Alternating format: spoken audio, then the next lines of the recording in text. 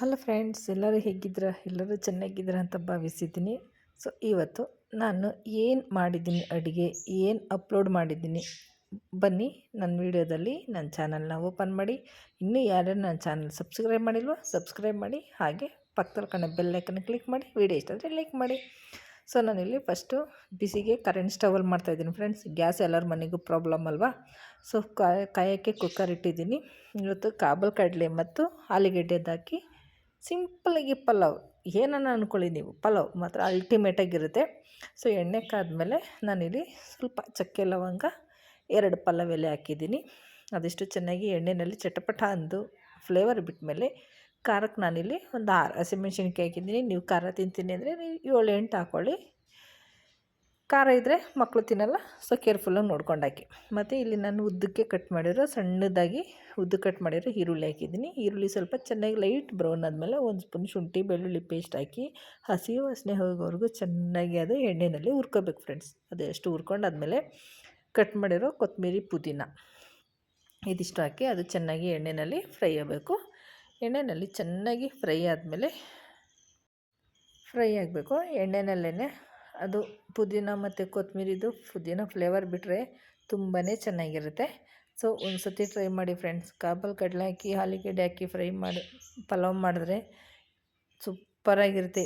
ಎಷ್ಟು ಬೇಕಂದ್ರೆ ಖಾಲಿ ಆಗುತ್ತೆ. ಮೈಲ್ಡಾಗಿರುತ್ತೆ, ಜಾಸ್ತಿ ಸ್ಪೈಸಿ ಇರೋಲ್ಲ.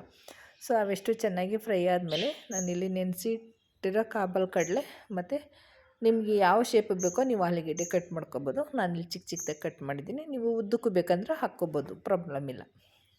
ಇದಿಷ್ಟನ್ನು ಸ್ವಲ್ಪ ಎಣ್ಣೆಯಲ್ಲಿ ಚೆನ್ನಾಗಿ ಫ್ರೈ ಮಾಡ್ಕೋಬೇಕು. ಎಣ್ಣೆಯಲ್ಲಿ ಫ್ರೈ ಮಾಡಿದ್ರೆ ಆಲೂಗೆಡ್ಡೆ ಒಡೆಯಲ್ಲ ಮತ್ತು ಕಾಬಲ್ ಕಡಲೆ ಕೂಡ ಚೆನ್ನಾಗಿ ಅದು ಬೇಯುತ್ತೆ. ಅದಕ್ಕೋಸ್ಕರ ಎಣ್ಣೆಯಲ್ಲಿ ಹುರ್ಕೋಬೇಕು. ಇಷ್ಟು ಹುರ್ಕೊಂಡಾದ್ಮೇಲೆ ನಾನಿಲ್ಲಿ 1 ಸ್ಪೂನು ಗರಂ ಮಸಾಲ ಹಾಕಿದ್ದೀನಿ.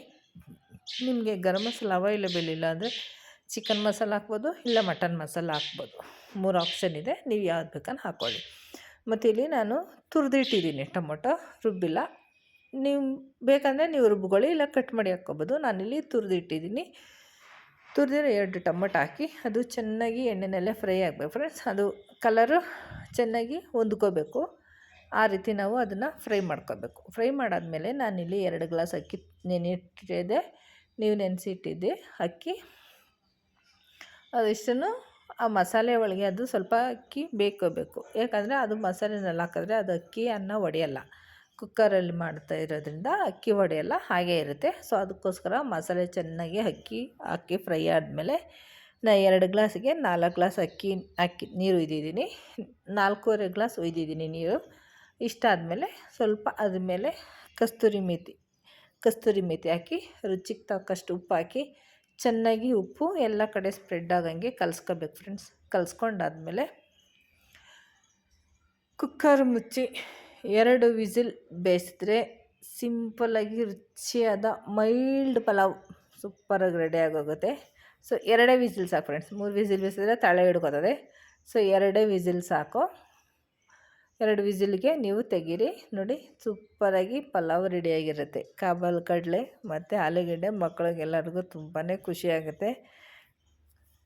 ಸೊ ನೋಡಿ, ತಟ್ಟೆಲ್ಲ ಹಾಕ್ಕೊಂಡು ಅದ್ರ ಮೇಲೆ ನಿಂಬೆಹಣ್ಣು ಹಾಕ್ಕೊಂಡನ್ನು ತಿನ್ಬೋದು, ಇಲ್ಲ ನೀವು ಮೊಸರು ಬಜ್ಜಿ ಹಾಕ್ಕೊಂಡು ಕೂಡ ತಿನ್ಬೋದು. ಸೂಪರಾಗಿ ಚೆನ್ನಾಗಿರುತ್ತೆ. ಅಷ್ಟೇ ಚೆನ್ನಾಗಿರುತ್ತೆ ಫ್ರೆಂಡ್ಸ್. ಸಿಂಪಲ್ಲಾಗಿ ತೋರಿಸಿದ್ದೀನಿ. ಸೊ ಹೇಗೆ ಅನ್ನಿಸ್ತು ಅಂತ ಕಮೆಂಟ್ ಮಾಡಿ.